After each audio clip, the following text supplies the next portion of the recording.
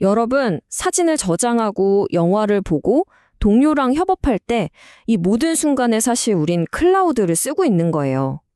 근데 이 클라우드라는 거 도대체 정체가 뭘까요? 어떻게 우리 디지털 세상을 이렇게 확 바꿔놓고 있는 걸까요? 오늘 그 핵심을 제대로 한번 파헤쳐 보겠습니다. 자, 그럼 본격적으로 시작해 볼까요? 이 클라우드라는 걸 제대로 알려면요, 진짜 가장 근본적인 질문부터 던져봐야 해요. 아니, 눈에도 안 보이는데 이 클라우드는 대체 어디에 있는 걸까요? 정답은 생각보다 간단합니다. 클라우드가 무슨 하늘에 둥둥 떠다니는 게 아니고요. 그냥 세 가지 종류의 집에 살고 있다. 이렇게 생각하시면 아주 쉬워요. 이게 바로 클라우드가 배포되는 세 가지 핵심 모델입니다. 네, 바로 이 세 가지인데요. 첫째는 우리 회사만을 위한 전용 주택, 바로 프라이빗 클라우드고요. 둘째는 여러 사람이 함께 쓰는 아파트 같은 퍼블릭 클라우드. 그리고 마지막은 이 둘의 장점만 쏙쏙 골라 합친 하이브리드 클라우드입니다. 이 집들은 각각 정말 뚜렷한 특징이 있거든요. 여기서부터 이제 핵심적인 차이가 확 드러나는 거죠. 퍼블릭 클라우드는 어때요? 초기 투자 비용이 거의 없으니까 빠르고 유연하게 시작해야 하는 스타트업한테는 정말 딱이죠. 반면에 프라이빗 클라우드는 우리 회사 데이터는 우리 손으로 뭐 이런 거죠. 보안이랑 통제력이 중요하고 길게 봤을 때 총 소유 비용, 그러니까 TCO를 줄이고 싶은 대기업들이 선호하는 방식입니다. 그래서 요즘 많은 기업들이 정말 영리한 해법을 내놓습니다. 바로 이 하이브리드 클라우드죠. 예를 들면 이런 거예요. 고객 정보 같이 아주 민감한 데이터는 우리 집, 프라이빗에 안전하게 딱 보관하고요. 갑자기 이벤트 때문에 트래픽이 막 몰릴 때는 퍼블릭의 무한한 자원을 빌려 쓰는 거죠. 양쪽의 좋은 점만 쏙 빼먹는 아주 스마트한 방식이에요.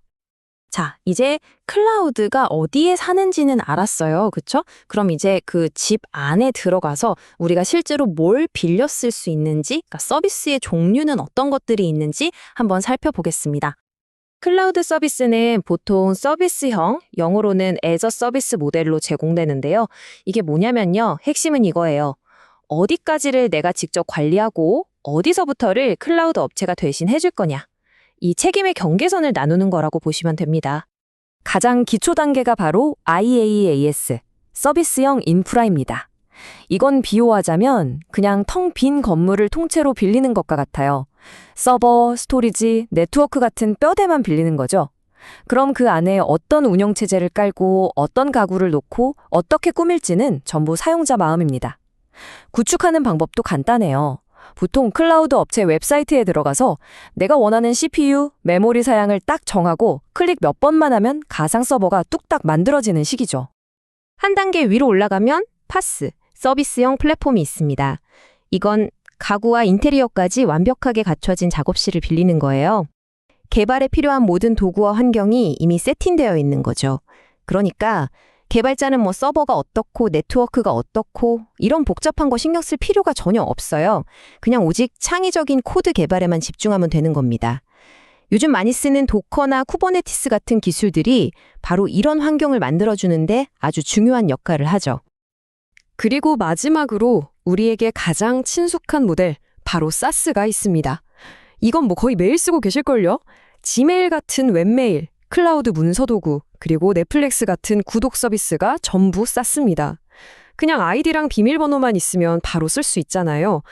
자, 근데 이런 서비스형 모델이 소프트웨어에만 있는 건 아니에요. 요즘엔 보안 기능까지도 구독 형태로 제공하는 세키아스, 즉 서비스형 보안도 굉장히 중요해지고 있습니다. 비싼 보안 장비나 복잡한 솔루션을 직접 살 필요 없이 그냥 월 구독료 내고 필요한 보안 서비스를 빌려 쓰는 개념이에요. 아주 효율적이죠? 이 표를 보시면 이 관제가 한눈에 딱 들어오죠. 왼쪽 IaaS에서 오른쪽 SaaS로 갈수록 어때요? 사용자가 직접 관리해야 할 건 점점 줄어들죠. 통제권은 좀 포기하지만 그 대가로 엄청난 편리함을 얻게 되는 겁니다. 우리 회사가 어떤 모델을 선택하느냐, 이게 바로 우리 회사의 기술 전략을 결정하는 중요한 선택이 되는 거죠. 자, 이제 클라우드라는 장소와 거기서 빌려 쓰는 제품에 대해서 알아봤습니다. 근데요, 클라우드를 이렇게까지 혁신적으로 만드는 진짜 힘은 따로 있어요. 그건 바로 애초에 클라우드 환경에 맞게 무언가를 만들어내는 구축 철학 그 자체에 있습니다. 바로 여기서 클라우드 네이티브라는 정말 중요한 개념이 등장합니다. 이게 뭐냐면요. 예전처럼 거대한 통짜 애플리케이션을 하나 만드는 게 아니에요. 대신에 기능별로 아주 잘게 쪼갠 레고 블록, 이걸 이제 마이크로 서비스라고 부르는데요. 이렇게 잘게 쪼개서 만들고요.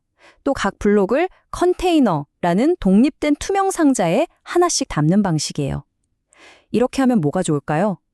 필요할 때 특정 기능 블록만 쏙 빼서 바꾸거나 아니면 인기 있는 블록만 수십 개 복제하는 게 너무너무 쉬워지는 거죠.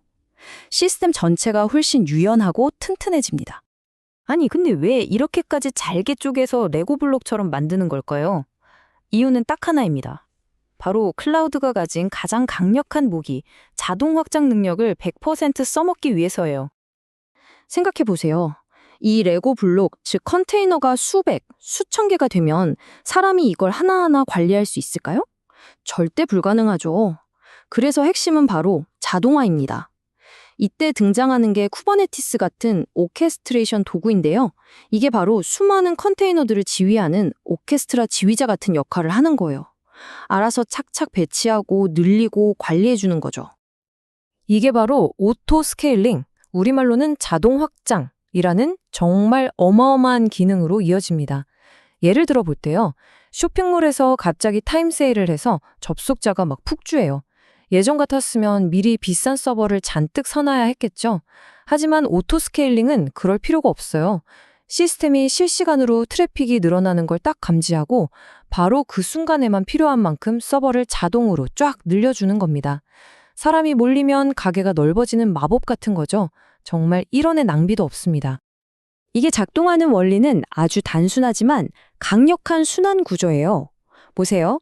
시스템이 계속해서 부하, 그러니까 손님이 얼마나 오나 감시를 해요.